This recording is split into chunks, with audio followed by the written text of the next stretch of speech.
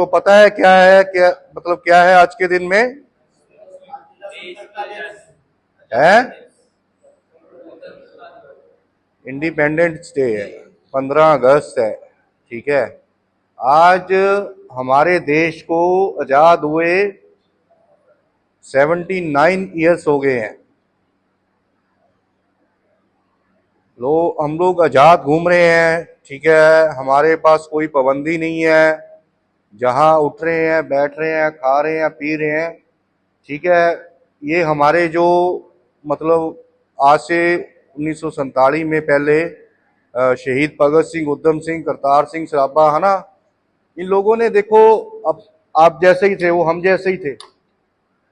इन्होंने देखो अपनी जान निछावर करके ना, अपने, वो भी किसी माँ बाप के बेटे थे, उन्होंने अपनी जान निछावर करके हम लोगों को ये मतलब यहाँ का जीवन दान दिया।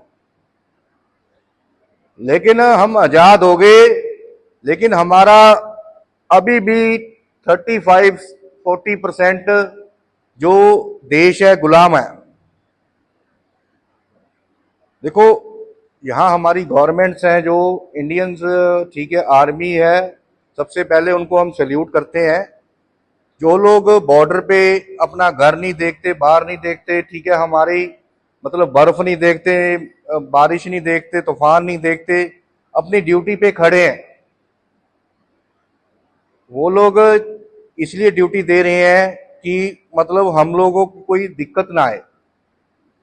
जो मैं बात कर रहा था गुलामी की, वो वहां तो कुछ नहीं कर सकते हैं। जो हमारे जो अतिरिक्त देश हैं, जो लोग अंदर से मतलब दुश्मनी पाल के बैठे हुए हैं, तो हमारी जो इंडियन आर्मी है बड़ी स्ट्रांग है, वो उनको आगे नहीं आने देती।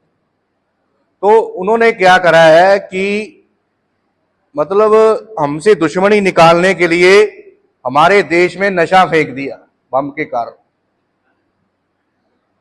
वो एक ऐसा बम है कि मतलब जो ना दिखाई दे रहा है और ना उसकी कोई स्थिति है, ना उसकी कोई पहचान है।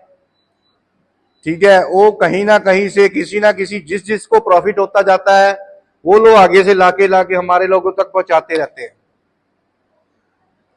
और हमारी जो नौजवान युवा पीढ़ी है, देख रेख में इन चीजों के बीच फंस चुकी है। कोई 16 साल का बच्चा है, अंडर एज है, उसको अपने आप का नहाने का नहीं पता है। 12 साल का बच्चा है, ओवरडोज नशा करके डेथ हो रही है उसकी। तो वो कल को कोई फौजी ना बन पाए, कल को कोई सुरक्षा करने वाला ना बन पाए।